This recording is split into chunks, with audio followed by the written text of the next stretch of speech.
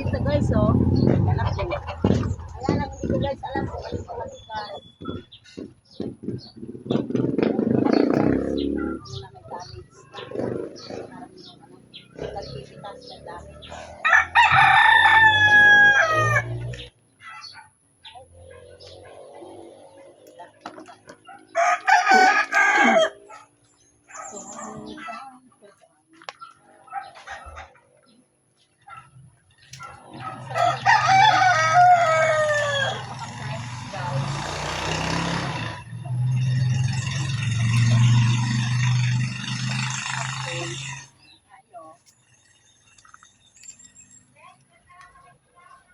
Gulay-gulay pag may time.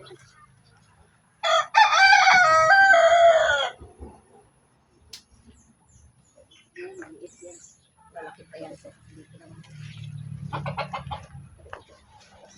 Kasayad na sa lupa.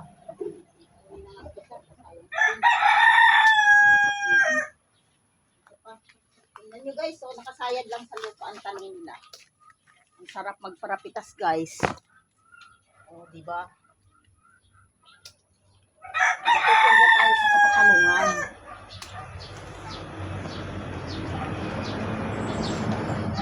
Nakain-kain lang guys ng manok. Kanilang mga talong.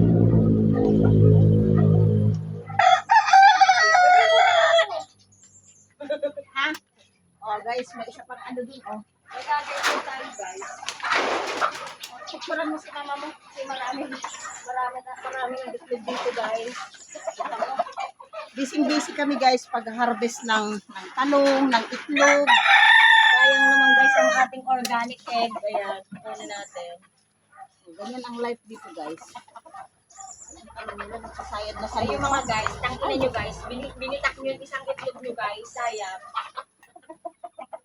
So, guys, tingnan mo naman guys. So, ang ganda ng bunga ng talong nila. Nakasayad na sa lupa guys. So, bobo guys. Ayan, sinayang nyo yung itlog nyo. Dapat siguro ito may ano ay baging ano.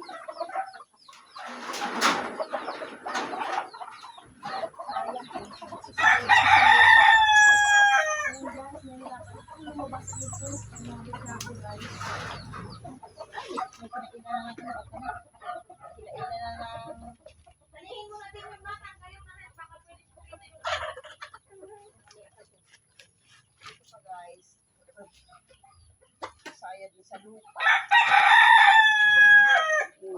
Diba? Sarap lang magparaanin.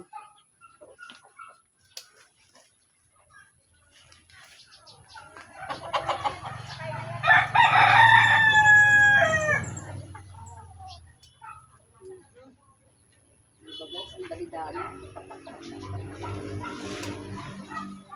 Malapit mo. Okay na yun. Picturean mo na lang yung talong dito sa planggana doon.